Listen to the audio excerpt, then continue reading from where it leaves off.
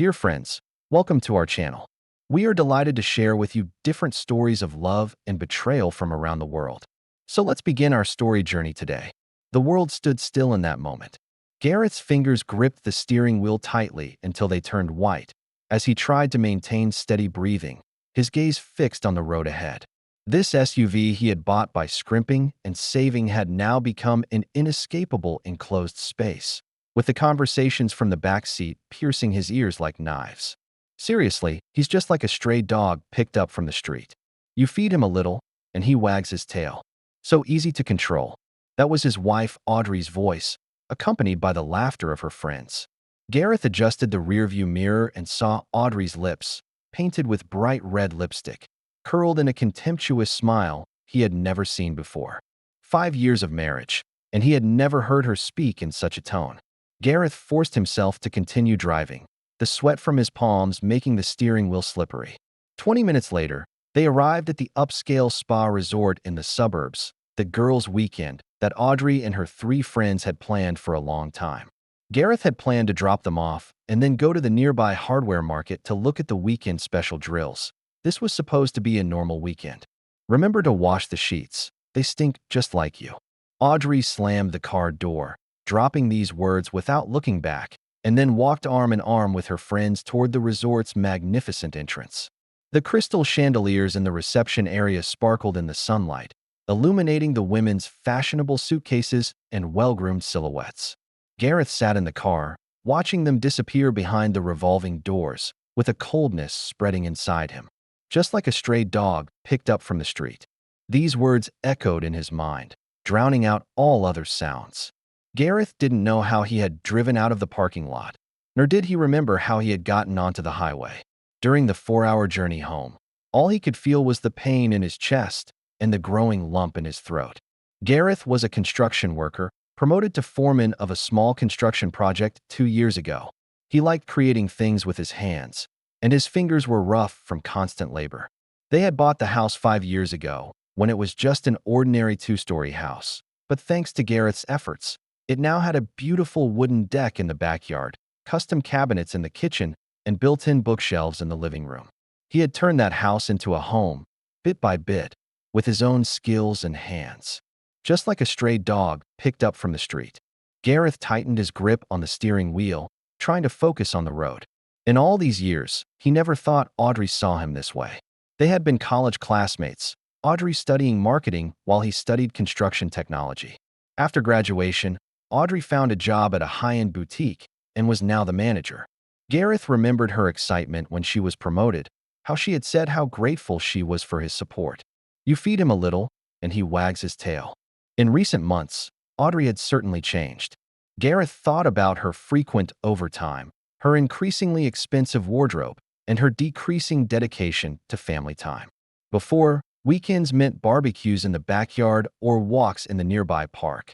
Now, Audrey always had various social events and work engagements. The highway stretched out before Gareth, with the outline of the city becoming increasingly clear. The scenery changed outside the window, but Gareth's thoughts were trapped in the past, trying to find clues he might have missed. When did it start? What caused this change? More importantly, was he whom she referred to who Gareth thought it was? Back at home, Gareth stood on the porch, his hands slightly trembling as he took out the keys. Opening the door, the house was completely silent. This home into which he had poured so much heart now felt like a strange space. He walked into the master bedroom, his gaze falling on the double bed whose sheets needed changing. In that moment, something collapsed inside Gareth. He didn't go wash the sheets, but sat on the edge of the bed and took out his phone to look through photos from recent months. Audrey smiling in front of the boutique's new display area. Audrey dining with her colleagues at a luxury restaurant. Audrey at a fashion exhibition. He slid through the screen and noticed a figure that appeared repeatedly. A man in a stylish suit, standing in the background, sometimes close to Audrey, sometimes talking with her. Gareth put down the phone and walked to the study. He turned on the shared family computer and checked their joint accounts. In recent months, there were several expenses he didn't recognize.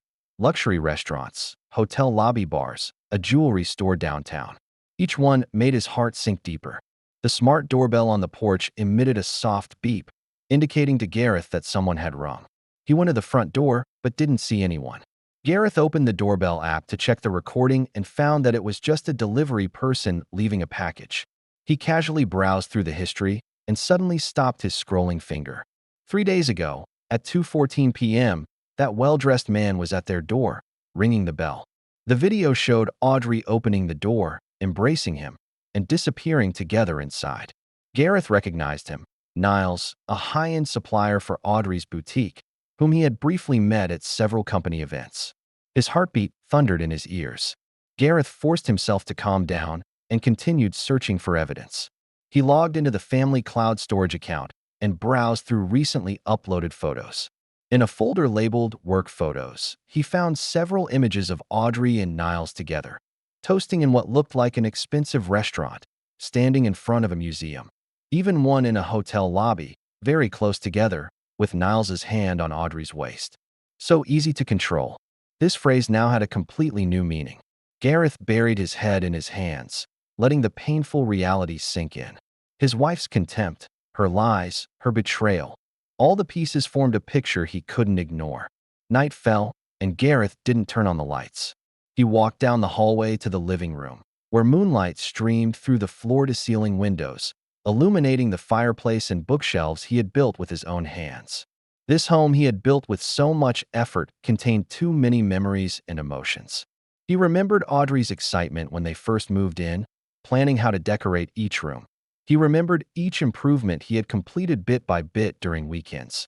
He remembered the conversations about future plans and dreams they had had in this living room.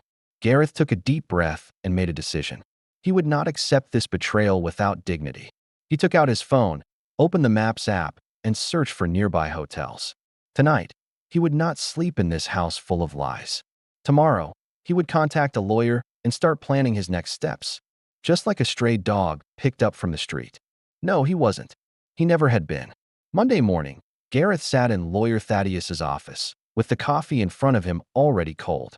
Thaddeus was recommended by a friend from the construction site, specializing in divorce and property division cases. Based on what you've told me, said Thaddeus, pushing up his glasses, we need to gather more evidence to prove the adultery. The smart doorbell recordings and photos are a good start, but it might not be enough. Gareth nodded. I don't intend to ask for excessive financial compensation. I just want to end this marriage as soon as possible, get back what belongs to me, and start over. Thaddeus wrote a few lines in his notebook. About the property, you purchased it after marriage, correct? Yes, 5 years ago. We split the down payment equally, and the loan is in both our names. You mentioned you made many improvements to the house. Did you complete these yourself? Gareth nodded.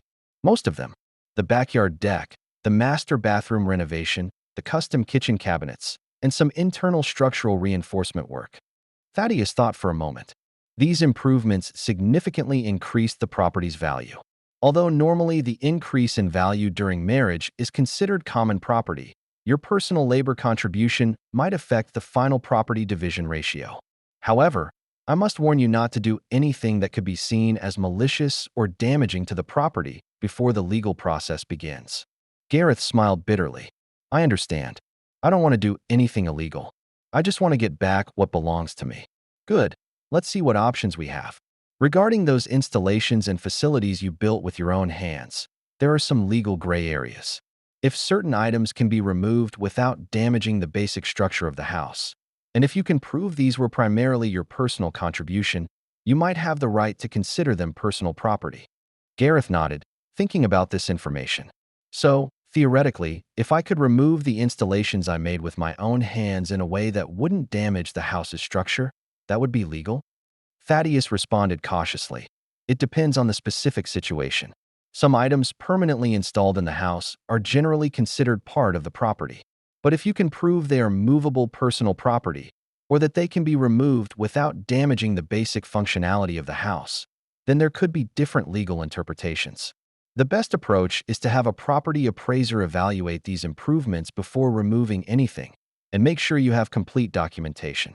After the meeting, Gareth stood in front of the lawyer's building, feeling a strange calm. He took out his phone and dialed a number. Hey, Roland, it's me, Gareth.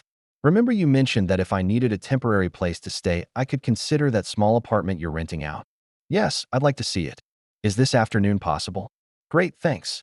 After hanging up, Gareth drove to his workplace. He needed to tell the project manager that he might need a few days off to handle personal matters. On the way, his thoughts drifted back to that heartbreaking conversation. He never knew how Audrey saw him. Perhaps she never truly loved him. Perhaps it was all just a game to her. At the construction site, his coworkers were installing a huge glass wall. Gareth didn't immediately join them, but headed to the office container to find the project manager, Dominic. Personal matters? No problem, Gareth. You're our most reliable foreman. I trust your judgment. How much time do you need? I'm not sure, maybe a week or so. My wife and I have some things to sort out. Dominic nodded, with a flash of understanding in his eyes. Considering the overtime you usually put in, I think you deserve more. Is there anything I can help with? Gareth hesitated for a moment. Actually, I might need some advice. About dismantling and transporting some furniture and fixtures. During lunchtime, Gareth sat in front of the food truck near the construction site, surrounded by his coworkers. He didn't mention his marital problems, but when the conversation turned to home improvement projects, he raised a hypothetical question. If you installed something in your house, like custom cabinets or a deck, and then wanted to take them with you, would there be any legal issues? Coworker Lester, a veteran with 20 years in the construction industry, thought for a moment. It depends on the specific situation. Fixed installations like custom cabinets are generally considered part of the property, unless otherwise specified in the purchase agreement. But if they're standalone furniture or removable installations, then they're personal property. Another coworker, Vernon, added, if you're worried about legal issues, the best way is to do a formal appraisal before selling the property, and then clearly specify in the contract which items are not included in the sale. But honestly, most homeowners take some things with them when they leave, and as long as it doesn't affect the basic functions of the house, rarely does anyone really care. Gareth nodded, already having a plan in mind. He needed to ensure his actions were within legal limits, while also making Audrey understand the consequences of her actions. After work, Gareth went to see Roland's rental apartment. It was a simple but clean studio located on the edge of the city with a reasonable rent.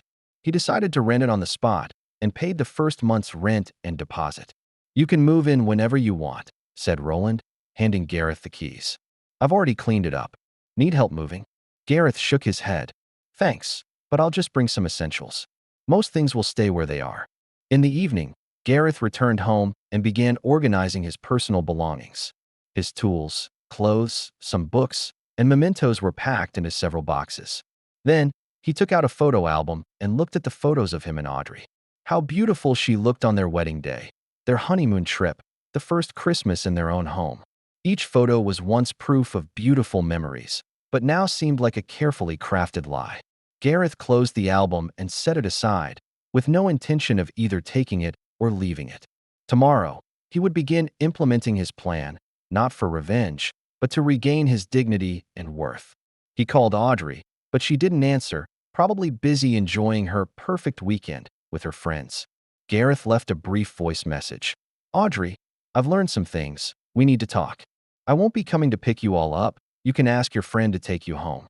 He didn't reveal more, leaving her to guess what he knew. Sometimes, uncertainty is the best weapon. Tuesday morning, Gareth contacted a professional property appraisal company, arranging for them to evaluate the house. He specifically requested that they document in detail all the improvements he had personally completed and their value.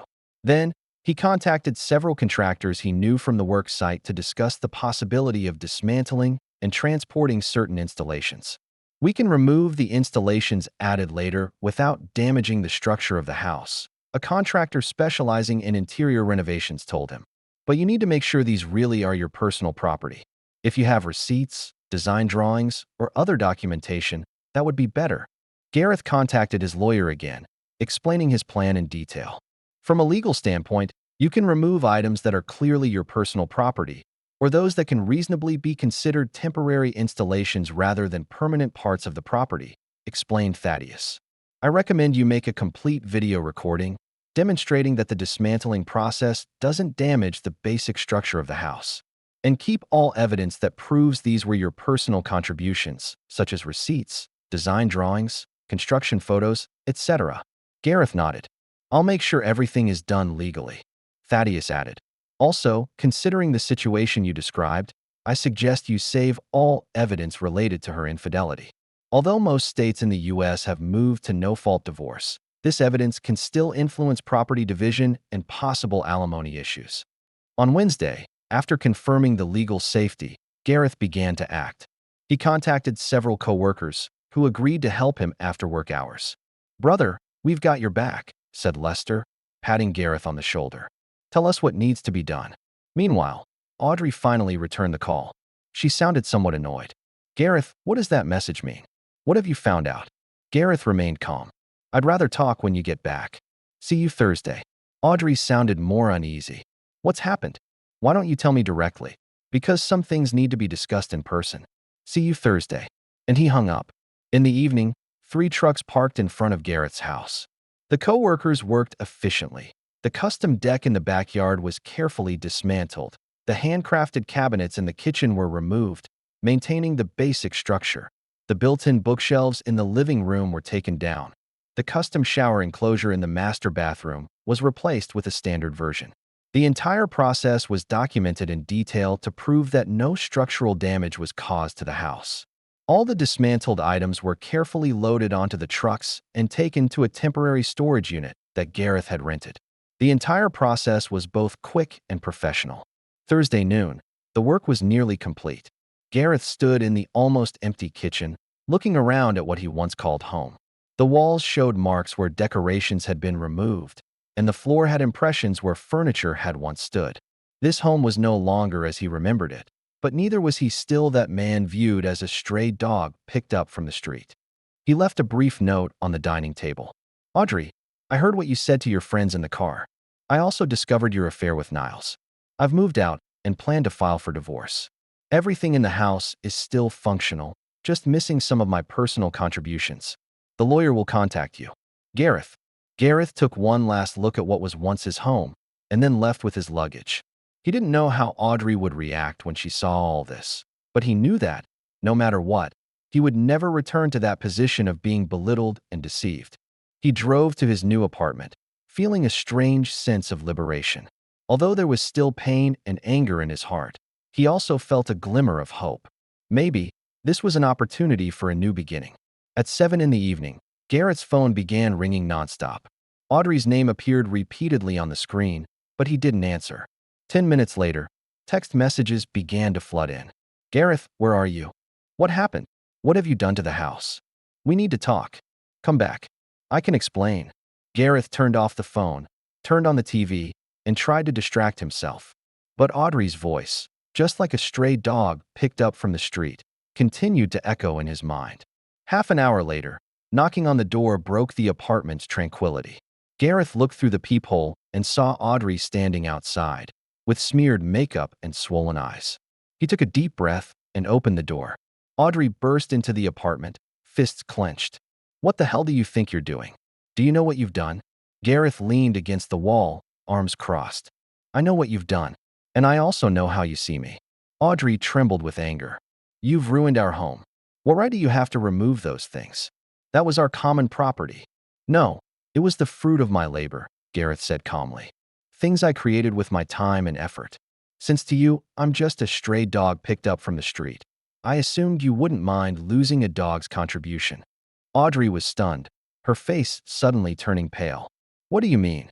I heard what you told your friends in the car," Gareth said quietly. "About me being like a stray dog picked up from the street. About how easy I am to control. I don't think I need to repeat it, do I?" Audrey's anger seemed to diminish slightly as she began to realize the gravity of the situation. That was just a joke, Gareth. Girl talk. You can't destroy our home because of that." "No, Audrey, not just because of that. Also because of Niles." Audrey's eyes widened. "What? Don't pretend. I know about you too. The smart doorbell recorded videos of him entering and leaving our house. I saw your photos. I checked the credit card statements. I know everything." Audrey's attitude suddenly changed, from anger to defensive. "It's not what you think. Niles is just a business partner. Sometimes we need to discuss work after hours." Gareth shook his head, almost laughing. "Really? Discussing work in our bedroom? On that bed we used to share? Was that for work too?" Audrey's face reddened with shame and rage. You're spying on me? Going through my phone. I don't need to spy on you, Audrey. You two left too many traces. And why would you care if I looked at your phone if you have nothing to hide? Audrey suddenly changed strategies, tears beginning to fall. Gareth, please, let me explain. Things are complicated, Niles. He makes me feel special. He takes me to fancy places, makes me feel important. But it was just a mistake, I swear. Gareth stepped back, avoiding her outstretched hand. No, Audrey. It's too late. I've already contacted a lawyer. He'll handle the divorce. As for the house, we can sell it and split the proceeds. Sell it? Audrey choked. But that's our home. How can you just decide that? It's no longer my home, Gareth said calmly. Since it became the place where you meet Niles, since it became the place where you mock me, it ceased to be my home. Audrey's attitude changed again, from pleading to threatening. You think you can just leave me like this? I'll sue you for property damage, demand high alimony. I'll leave you with nothing. Gareth calmly shook his head. Go ahead, sue me. I have complete video recordings proving I only removed installations that could be legally removed, and that I didn't cause any structural damage to the house. As for alimony, you earn more than I do, Audrey. I don't think the judge will side with you. Audrey stood there, tears and anger mixing together. You can't end our marriage like this. I didn't end it, Audrey, Gareth said calmly. Your own choices did. Now, please leave, or I'll have to call security. Finally, Audrey picked up her bag and headed for the door. Before leaving, she turned to look at Gareth. You'll regret this. Without me, you're nothing. Gareth closed the door, listening to Audrey's footsteps fade down the hallway. He leaned against the door, closed his eyes, and let everything sink in. The pain was still there, but he knew he had made the right decision. He was no longer that stray dog picked up from the street. He was Gareth, a man with dignity, someone who deserved respect and true love. The autumn wind stirred the fallen leaves on the street, and Gareth stood at the coffee shop window, watching the passers-by. 3 months had passed, the divorce proceedings were underway, and the house was listed for sale. With the lawyer's help, Gareth would keep his tools and the custom installations he had removed, and would receive half of the property's sale price. This time had not been easy. Each morning upon waking, he needed a few seconds to remember that he was no longer a married man, that he no longer lived in that house he had spent 5 years carefully building. Sometimes he dreamed of Audrey, of the happy times they had shared, and then woke up with a mixture of anger and sadness. But Gareth didn't allow himself to sink into pain. He devoted more time to work, took on some private jobs to fill the weekends. He began to consider the possibility of starting his own small renovation company, using the skills and connections he had accumulated over the years. Gareth. A voice interrupted his thoughts. Gareth turned and saw his co-worker Callum, with a coffee in hand. Hey, Callum. How's it going? Not bad. Callum nodded. You? I heard the house is for sale. Gareth shrugged. Yes, several buyers have already seen it. Hope it sells soon. Callum hesitated for a moment. I saw Audrey downtown yesterday. She looked not so good. Gareth's expression hardened slightly. I don't much care how she is now. I understand, Callum nodded. But I thought you should know she seems to have lost her job. That boutique changed suppliers. They say because the new supplier made it a condition not to work with your wife, ex-wife. Niles abandoned her? Gareth asked, with a complex emotion in his voice. Callum nodded. Seems so. But the most interesting part is that, from what I hear, Niles's company took over some high-end clients from Audrey's store, clients who used to be Audrey's responsibility. Gareth took a sip of coffee, unsure if he should feel satisfied by this. He didn't want to be someone who enjoyed others' pain, even if that person had hurt him. But he also couldn't deny that small satisfaction of revenge inside. That's none of my business. Her current life is of no concern to me. Callum nodded understandingly, not pressing the topic. They talked for a while about work and Callum's renovation plans for his new house. Then each went their separate way. On the way back to his apartment, Gareth couldn't help thinking about the news Callum had given him. Audrey had lost her job, and possibly Niles as well.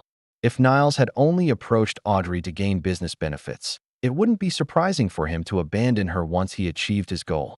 But Gareth didn't allow himself to dwell on this too much. He now had his own path to walk, his own life to rebuild. The next day, Gareth received a call from his lawyer Thaddeus. There's a buyer for the house, Thaddeus told him. The offer is a bit higher than we expected. If you and Audrey both agree, we can close the deal next week. Gareth agreed, feeling relief. The sale of the house meant the last financial tie with Audrey would also be cut. By the way, Thaddeus continued, Audrey's lawyer has presented a request. She wants some of those custom installations you removed, especially the kitchen cabinets and the backyard deck. She's offering to pay extra for them. Gareth almost laughed. Tell her no. Those things were created with my own skills and time, not something money can buy back. Understood, said Thaddeus. I'll convey your decision. Also, during the negotiation process, we received some information that might interest you. Audrey seems to be in financial difficulty. Her lawyer hinted she might not be able to continue paying for their services.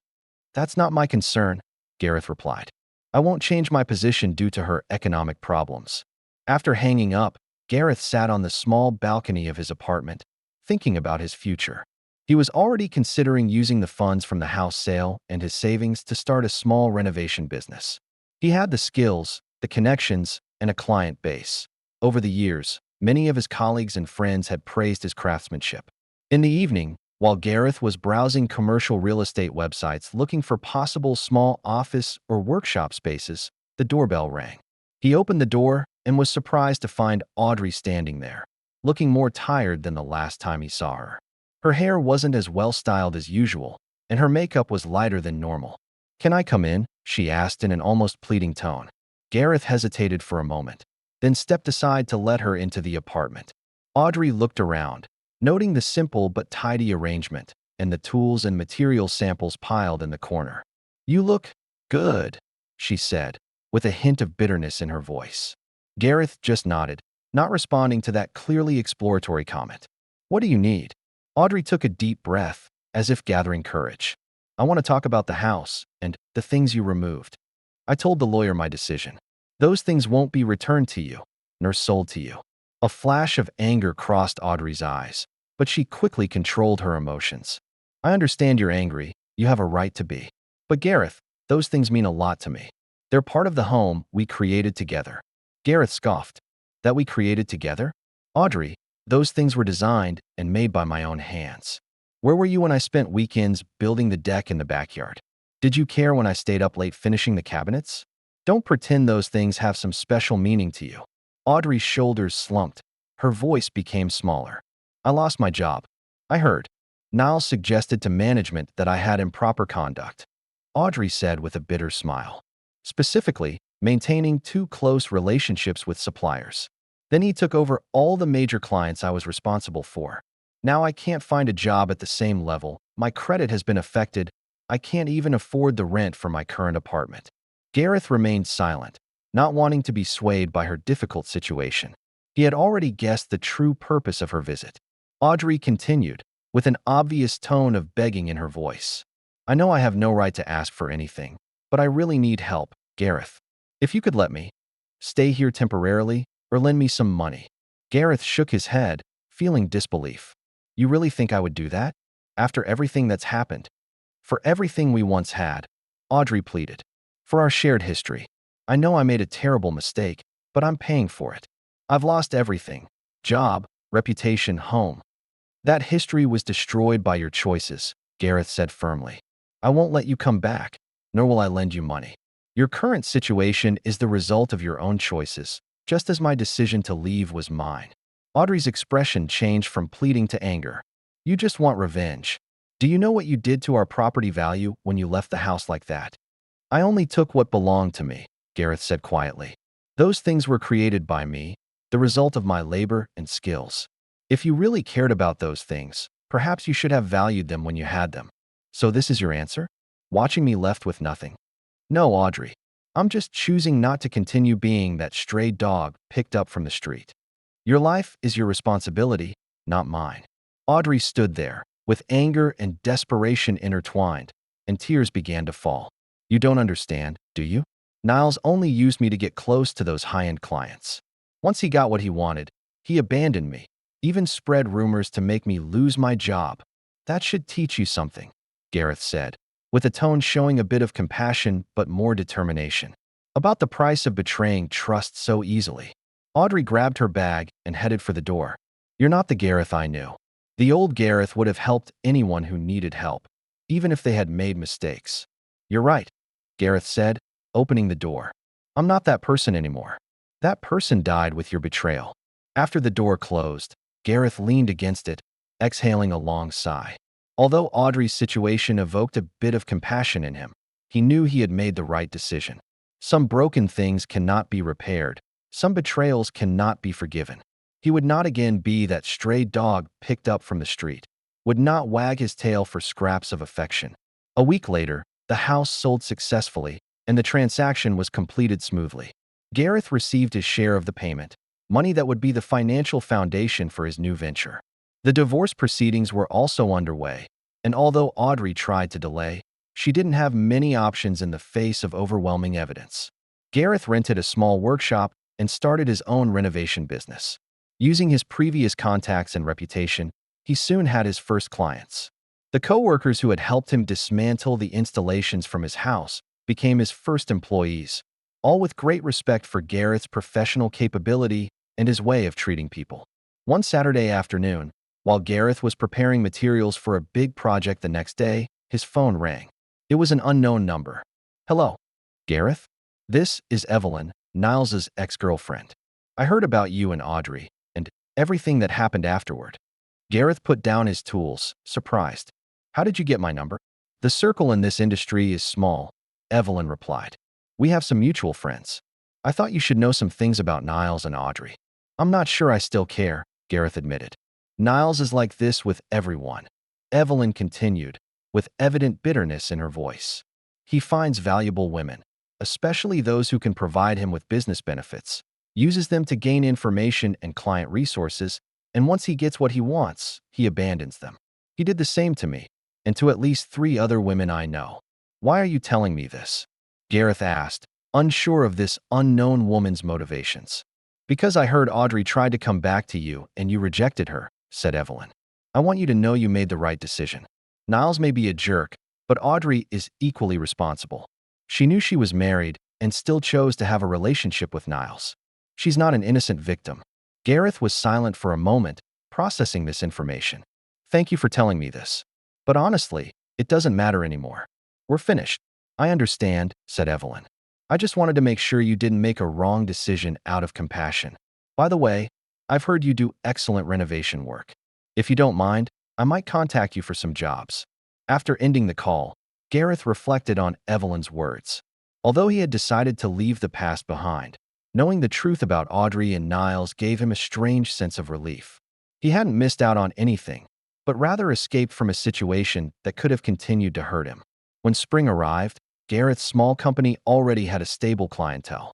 He had hired several full-time employees and was even beginning to consider expanding the scope of the business. The work kept him fulfilled and gave him the opportunity to continue doing what he did best, creating beautiful things with his hands. One afternoon, while Gareth was supervising a high-end kitchen remodeling project, his phone rang. It was an unknown number. Hello, Gareth? This is Vivian, Audrey's friend. I thought you should know that Audrey is in the hospital. Gareth's heart skipped a beat. What happened? She's not in a good psychological state. Losing her job, home, and reputation was a very hard blow. The doctors say she needs stable support. Gareth closed his eyes, taking a deep breath. Why are you telling me this? Because despite everything that happened, you were the most stable part of her life, said Vivian. I'm not asking you to forgive her or to come back to her. Just, we're all very worried. She seems to have completely lost hope for living. What about her family? Gareth asked, trying to maintain calm and distance. Her parents are taking care of her, but she needs more than that. She needs to find her worth and purpose again. After hanging up, Gareth stood in the half-finished luxury kitchen, surrounded by high-end cabinets and shining countertops, all installed by him, just like the ones he once made for his home with Audrey. He remembered the praise Audrey used to give his work, how she boasted about his skills to her friends, and then compared him to a dog in private. He didn't go to the hospital. Instead, he sent a brief text message to Vivian, asking if Audrey needed any practical help, such as medical expenses. Vivian replied that Audrey's parents were handling those things, but appreciated his concern. A month later, Gareth received a letter with a postmark from an address he didn't recognize. He opened the envelope and found Audrey's handwriting. Gareth, I don't know where to start. Perhaps with an apology. I apologize for those horrible words I said about you. I apologize for my betrayal. I apologize for hurting someone who truly loved me. Being hospitalized gave me time to reflect on my actions and choices. I don't expect your forgiveness, nor do I ask for your help. I just want you to know that you were right about everything. I didn't respect your contribution, didn't value the beautiful things you created until I lost them and realized their value. My parents helped me find a new job in another city. It's a fresh start. I want you to know that I won't interfere in your life again. Thank you for asking if I needed help in my most difficult time, even when I didn't deserve it. Good luck, Gareth. I hope you find someone who truly values you. Audrey. Gareth folded the letter, returned it to the envelope, and set it aside. He didn't immediately reply, nor did he call Audrey. Instead, he continued to focus on his life and work. The apology in the letter seemed sincere, but it couldn't repair the damage already done. Some things, once broken, can never be fully restored. A year later, Gareth's company had become a recognized high-end renovation business in the area. He had expanded his operations to commercial spaces and offices, employed a dozen people, and had a larger workshop. He moved into a new apartment, this time buying rather than renting. This apartment wasn't as large as the house he had shared with Audrey, but it was completely his, and every decoration and installation had been made or chosen by him. On a quiet Saturday night, Gareth was sitting on the balcony of his apartment, looking at the city lights. His phone lit up, showing a message from his coworker Callum. Guess who I saw today? Audrey and Niles, at a downtown coffee shop. Looks like they're back together. Gareth looked at the message, feeling a complex mix of emotions. Not jealousy, not anger, not even surprise. Just a slight pity for those who never learn the lesson, for those who repeat the same mistakes. He typed on the screen, I wish them luck. They'll probably need it. And pressed send. Putting down the phone, Gareth picked up a book on business management. Tomorrow he had an important meeting with a client to discuss a big project that could take his company to the next level. He was also considering enrolling in an architectural design course to further enhance his professional skills. Days later, Gareth met Evelyn at an industry networking event. Since that phone call, they had occasionally had some work collaboration, but had never conversed in depth. I heard about Niles and Audrey, said Evelyn, taking a sip of champagne. Seems like some people never learn. Gareth shrugged. It's none of my business. I've moved on. Evelyn smiled at him. That's why you're successful, and they'll continue to struggle in the chaos they create themselves. You chose to look forward. They talked for a while about work and industry trends, then exchanged business cards. Evelyn mentioned she was considering renovating her office and might contact Gareth's company. Leaving the event, Gareth found himself more determined than ever. His life was moving in a positive direction, all because he had chosen to respect himself, chosen not to continue being that dog treated with so little respect. One spring afternoon, while Gareth was in his workshop finishing the design for a custom bookshelf, his phone rang. It was an unknown number. Hello. Is this Gareth? Asked a female voice. Yes, it's me. Hello. I'm Serena, manager of the Hamilton Hotel downtown. We're considering renovating our luxury suites, and someone strongly recommended your company. Do you have time to come take a look and give us a proposal? Gareth arranged an appointment with Serena, then returned to his designs. Outside his workshop window, the spring sun illuminated the street, and new leaves swayed in the breeze. After more than a year of effort, his company had established a good reputation, and more high-level clients were beginning to contact him directly. On the appointed day, Gareth arrived at the Hamilton Hotel. It was one of the most luxurious hotels downtown, and receiving such a project was an important breakthrough for his company.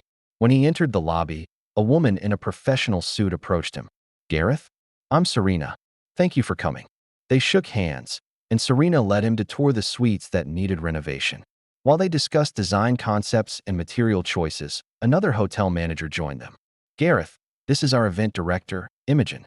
She'll coordinate the room adjustments during the renovation. Gareth shook Imogen's hand, noticing a flash of appreciation in her eyes. Together they completed the tour, then agreed that Gareth would submit a detailed design and budget within a week. Leaving the hotel, Serena walked him to the door. I must say, your professionalism has impressed us greatly. We look forward to seeing your proposal. Gareth nodded gratefully. I'll prepare it as soon as possible. Thank you for this opportunity. As he walked toward the parking lot, his phone rang with a message from Imogen. I hope today's meeting was helpful to you. If you have any other questions about the hotel, feel free to contact me. Or perhaps, we could have dinner together some evening, and I could give you more details about our needs. Gareth looked at the message and smiled slightly. A year ago, he probably would have immediately declined, fearful of being hurt again. But now, having emerged from the shadows of the past, he was willing to give new possibilities a chance. He replied, dinner sounds good. How about Thursday? A month later, Gareth's company secured the renovation contract for the Hamilton Hotel, the largest project they had landed to date.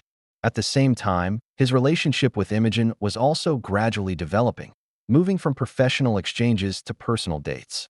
Unlike Audrey, Imogen appreciated Gareth's skills and creativity, respected his work and contributions. Meanwhile, Gareth occasionally heard news about Audrey and Niles. It was said that their relationship was unstable, with frequent arguments. Niles's business was also facing difficulties, as some former clients questioned his business ethics.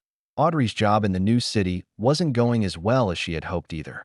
But none of this mattered to Gareth anymore. He had moved on, creating his own success and happiness. In Gareth's new apartment, the balcony was decorated with wooden planters he had made himself, filled with various flowers. Whenever he stood there, looking at the cityscape, he remembered that painful night when he first heard those hurtful words from Audrey. Those words once wounded him like knives, but now they only reminded him how far he had come, how much he had grown. He was no longer that stray dog picked up from the street, but a man with dignity, someone who successfully controlled his own life. Sometimes, the best revenge is not watching those who hurt you fall, but ensuring you reach greater heights yourself. Gareth had achieved this, and his success was the best response to the past.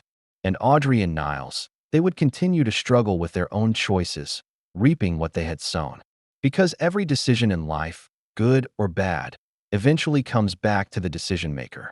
On this quiet night, looking at the city lights, Gareth understood. True peace comes from accepting the past and then moving forward firmly, carrying the lessons but not the resentment. That was his choice, to live in the present, look to the future, and not immerse himself in the pain of the past. If this story resonated with you, don't forget to like, share, and subscribe to our channel for more fascinating content. See you in our next story.